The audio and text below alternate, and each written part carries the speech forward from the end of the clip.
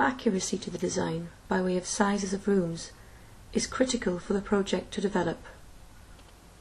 Ria returned to the plan and drew up a number of adjacency diagrams that started to connect the three separate blocks into one. She started with a plan diagram, with a simple servant-served relationship. By undertaking this exercise, Ria was able to not only develop a plan diagram, she also managed to improve the design in terms of the architectural experience. She decided to place the teaching rooms as single-storey spaces on the east side, where the views were less interesting, looking out towards the industrial zone of the river. To the west, she then decided to place all the public spaces facing the countryside, where the river becomes luscious and idyllic. She also made a number of these spaces double height to increase the architectural drama.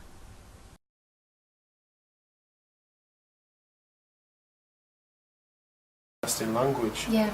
So perhaps, does the building become very framed, like these states? Yeah. Yeah. And then you can kind of have moving skin. I mean, I think we can really see where this is going now.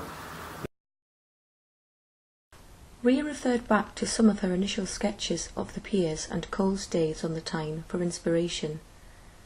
She particularly liked the tectonic qualities of these structures. They also provided direction in terms of skin treatment. Ria's project is, however, principally interested in preserving freshwater habitats and species. The bore of the river from the North Sea drives salt water up the Tyne to Newburn, so both freshwater and marine species exist in the river.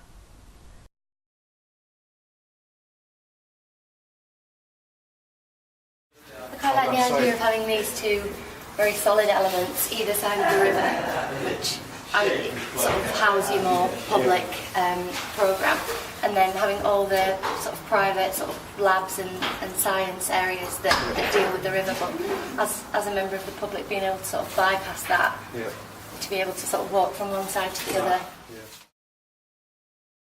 Ria recognised that the accommodation needed to be expanded. To avoid the dynamic block suspended over the water becoming too large, she decided to have a static element on either side of the river to house the community functions. These monolithic blocks helped in the conceptualisation of the project by contrasting the lightweight moving parts.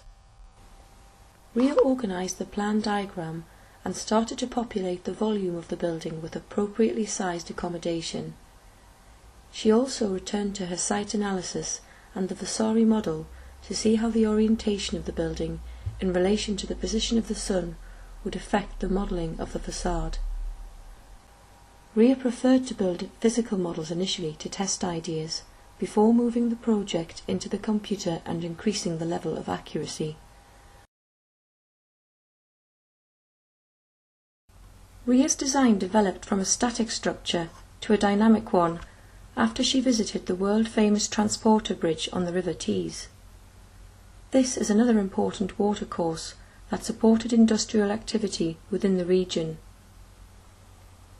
Ria became interested in the monumental forms that existed on the Tyne, particularly the enormous ships built at the Wallsend shipyards. She was inspired by these constructions that were static when being built and then dynamic when launched. To ensure that the building was not flooded in the event of the river swelling, the whole structure was placed on hydraulics connected to the concrete abutments. If the river level was elevated after heavy rain, the entire building could be raised. Ria took stock of her project and recognised that her scheme was a combination of several concepts. The primary concepts were derived from the inhabited medieval Old Tyne Bridge, combined with the dynamic transporter bridge. There were also construction and materiality concepts that were derived from other aspects of the site. Ria did a sketch of a sectional slice through the college facility to help understand the constituent parts of the scheme. The hand drawing is a very quick way of testing ideas and demonstrates how even at a late stage in the project, sketching is still an invaluable method for the architect. The drawing shows 3 stages. The The lower stage shows a new element to the scheme, a detachable research vessel. This capsule can move up and down the river to test the water quality and take samples back to the labs.